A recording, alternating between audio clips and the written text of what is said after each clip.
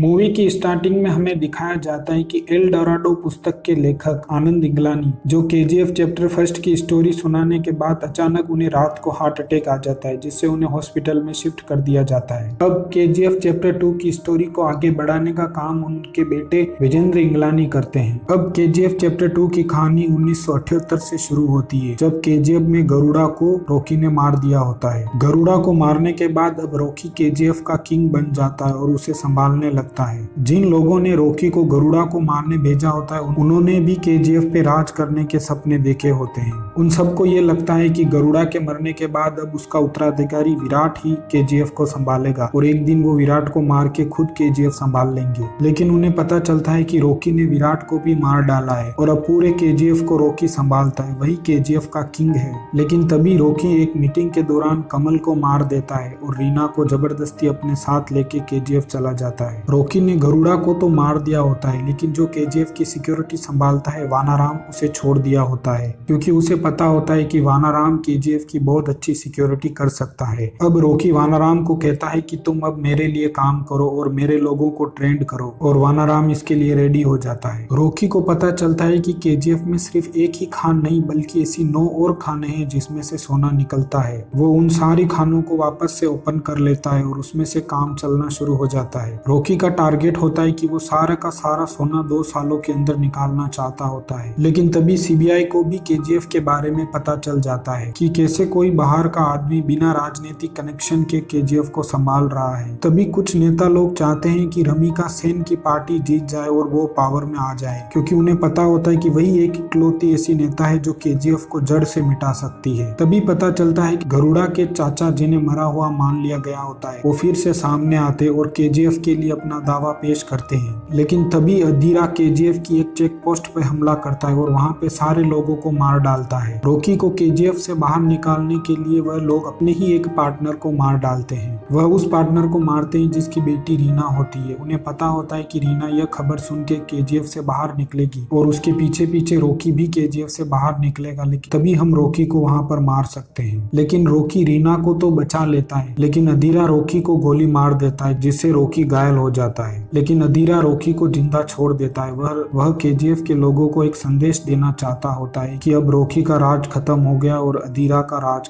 शुरू होगा। लेकिन रॉकी धीरे धीरे ठीक हो जाता है और उसे पता चलता है कि अब कोई केजीएफ से बाहर नहीं निकल सकता, क्योंकि अधीरा के लोगों ने केजीएफ को चारों तरफ से घेर रखा होता है और खाना पीना भी रोक दिया होता है। लेकिन तभी रॉकी को पता चलता है कि उसके मुंबई के पूर्व मालिक शेट्टी ने पूरे ईस्टर्न कोस्ट पे कब्जा कर लिया होता है और दुबई के एक सोने के बहुत खूंखार व्यापारी इनायत खलील के साथ बॉन्डिंग कर ली होती है। लेकिन तभी घायल रॉकी केजीएफ से हेलीकॉप्टर में बैठ के दुबई चला जाता है इनायत खलील से सौदा करने के लिए। लेकिन इनायत खलील उसे मना कर देता है, क्योंकि उसने पहले से ही शेट्टी के साथ सौदा कर लिया होता है। इसके बदले में रॉकी के आदमी पूरे ईस्टर्न कोस्ट पे जितने भी खलील और शेट्टी के लोग होते हैं उन सबको मार डालते और पूरे ईस्टर्न कोस्ट को फिर से अपने कब्जे में ले ले, जिससे मजबूर होकर इनायत खलील को रॉकी के साथ सौदा करना पड़ता है। वह इनायत खलील से सोने के बदले मशीन गन और बहुत सारे गोला बारूद खरीदता है। जब ट्रक्स केजीएफ से निकल के गोल्ड रिफाइनरी की तरफ जा रहे होते हैं, तब रास्ते में अधीरा के लोग उन पे हमला कर देते हैं। तभी रॉकी और उसके लोग नए हथियारों से यानी मशीन गन और गोला बारूद से अधीरा के लोगों पे हमला कर देते हैं और उन सबको मार डालते हैं। इस बीच अधीरा को भी गोली लग जाती है, जिससे वह जख्मी हो जाता है। लेकिन रॉकी अधीरा की जान बख्श देता है और उसे कहता है कि अब तुम केजीएफ से दूर रहोगे। लेकिन तभी रॉकी मुंबई जाता है और वहाँ पर अपने पूर्व मालिक शेट्टी को मार डालता है। अब मूवी की कहानी 1981 से स्टार्ट होती है। रमिका सेन चुनाव जीत जाती है और देश की प्रधानमंत्री बन जाती है। उसे सीबीआई द्वारा केजीएफ और रॉकी के बारे में पता चल जाता है। वह सारे स्टेट की बॉर्डर को सील करने और रॉकी के सारे गोदामों में छापा मारने का ऑर्डर दे देती है। तभी एक न्यूज रिपोर्टर केजीएफ के अंदर पकड़ा जाता है। वह और कोई नहीं बल्कि आनंद इंगलानी ही होते हैं। रॉकी उसे मारने की बजाय छोड़ देता है और कहता है कि तुम बस वही लिखना जो सच है और जो तुमने अपनी आंखों से देखा है। जब रॉकी के एक गोदाम में छापे के दौरान सीबीआई को बस एक सिंगल सोने का बिस्किट मिलता है और वो उसे लेके पुलिस स्टेशन चले जाते हैं। लेकिन तभी रॉकी वहां आ जाता है वो सोने का बिस्किट लेने, और बिस्किट लेने के बाद वह मशीन गन से पूरे पुलिस स्टेशन और उनकी गाड़ियों को बर्बाद कर देता है। तभी सीबीआई को ये बात पता चलती है कि बस उसने एक सिंगल बिस्किट के टुकड़े के लिए पूरे पुलिस स्टेशन को बर्बाद कर दिया। अगर हम उसके गोदाम का सारा सोना पकड़ लेते तो वो पूरे बेंगलोर शहर को जला के राख कर देता। लेकिन तभी रॉकी केजीएफ से सारे सोने के एक्सपोर्ट को रोक देता है और उन्हें गोदामों में इकट्ठा करना शुरू कर देता है, जिससे मार्केट में और सब जगह बहुत टेंशन बढ़ जाती है। इसलिए रॉकी का ही एक पार्टनर एंड्रयूज अदीरा के पास जाता है और उसे कहता है कि तुम रॉकी को मार डालो। और केजीएफ में घुसने के लिए अदीरा को एक तीसरा गुप्त रास्ता बताया जाता है कि वह सीधा केजीएफ के अंदर निकलेगा। जब रॉकी केजीएफ में सख्त होकर अपने मजदूरों को काम न रोकने के लिए कहता है और इससे कासिम भड़क जाता है। वह कहता है कि तुम भी उन्हीं लोगों की तरह बन गए हो जो इन गरीब लोगों पे अत्याचार करते हैं। मुझे बताओ तुम ऐसा क्यों कर रहे हो, क्या करोगे इतने सारे सोने का। फिर रॉकी बताता है कि उसने अपनी माँ से वादा किया होता है कि वह एक दिन दुनिया का सारा सोना लाके उसे देगा। तभी रॉकी और उसके लोग उसकी माँ की कब्र को निकाल के केजीएफ के पास में ले आते हैं और उसे वहीं पे दफना देते हैं। और उस कब्र की साफ सफाई और देखरेख करने के लिए वह एक आदमी रखते हैं। वह आदमी और कोई नहीं होता बल्कि रॉकी का पिता होता है। वह एक शराबी होता है और उसने उसकी माँ को बहुत पहले ही छोड़ दिया होता है। इसलिए रॉकी ये चाहता है कि उसके पिता ने कभी जीते जी तो अपनी उसकी माँ का ख्याल नहीं रखा, लेकिन मरने के बाद कम से कम मरते वक्त उसकी कब्र का तो ख्याल रखेंगे। लेकिन तभी रॉकी पीएमओ ऑफिस चला जाता है रमिका सेन से मिलने के लिए। वह रमिका सेन को एक फाइल देता है जिसमें वह किन लोगों को सोना देता है, उसकी सारी मनी लॉन्ड्रिंग की डिटेल होती है। लेकिन तभी रमिका सेन की पार्टी के लोग ही उसे यह फाइल लेने के लिए मना करते हैं।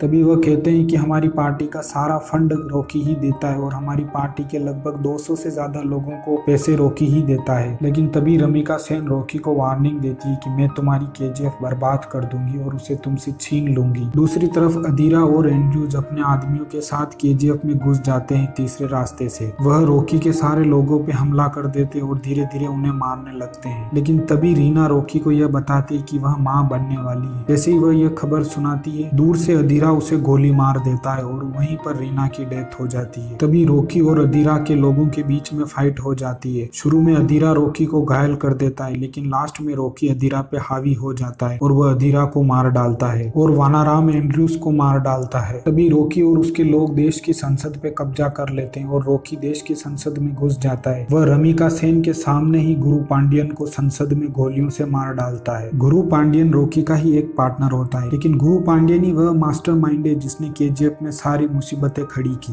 गुरु पांडियन ने ही गरुड़ा पे नकली हमला करवाया होता है और कहता है कि यह अदीरा ने किया, जिससे गरुड़ा फिर से अदीरा पे हमला कर देता है और वह अदीरा को पहले ही इस हमले की खबर देकर बचा लेता है, क्योंकि इसकी वजह से गरुड़ा और अदीरा के बीच में संबंध खराब हो जाते हैं। उसने ही गरुड़ा को मारने के लिए मुंबई से एक शूटर यानी रॉकी को बुलाया होता है। लेकिन तभी रमिका सेन गुरु पांडियन को मारने के लिए रॉकी के खिलाफ डेथ वारंट जारी कर देती है और पूरे केजीएफ को बर्बाद करने का ऑर्डर दे देती है। तभी रॉकी अपने सारे लोगों को केजीएफ खाली करने का हुक्म देता है, जिससे सारे लोग केजीएफ से निकल जाते हैं और रॉकी केजीएफ के सारे सोने को अपने साथ एक जहाज में लेके हिंद महासागर में चला जाता है। लेकिन तभी उसे वहां पर इंडियन नेवी मिलती है। वह उसे रुकने के लिए कहती है, उसे आत्मसमर्पण करने के लिए कहती है, लेकिन वह उनकी नहीं सुनता। लेकिन तभी इंडियन नेवी उस पर अटैक कर देती है मिसाइलों से, जिससे रॉकी मारा जाता है और उसका सारा सोना उसी के साथ समुद्र में डूब जाता है। उसने अपनी माँ से वादा किया होता है कि जब वह मरेगा तब वह दुनिया का सबसे अमीर आदमी बन के मरेगा। तभी वह अपने सारे सोने के साथ दुनिया का सबसे अमीर आदमी होता है और वो उसी के साथ मर जाता है। और तभी एयरफोर्स केजीएफ के ऊपर हमला कर देती है, जिससे सारा केजीएफ बर्बाद हो जाता है। भारत सरकार आज तक कई सारे प्रयास करने के बावजूद भी रॉकी और केजीएफ के सोने के बारे में कुछ पता नहीं लगा पाई होती है। रॉकी ने मरने से पहले ही अपने सारे केजीएफ के सारे लोगों के लिए कॉलोनी बनाई होती है। तभी उसी टाइम लेखक आनंद इंगलानी ने केजीएफ यानी रॉकी के ऊपर किताब लिखने के बारे में सोची होती है और उसे उस किताब में एक मॉन्स्टर बताया गया होता है जो अपनी माँ के वादे के लिए रहता है पूरी जिंदगी भर। एक सीन में यह भी दिखाया जाता है कि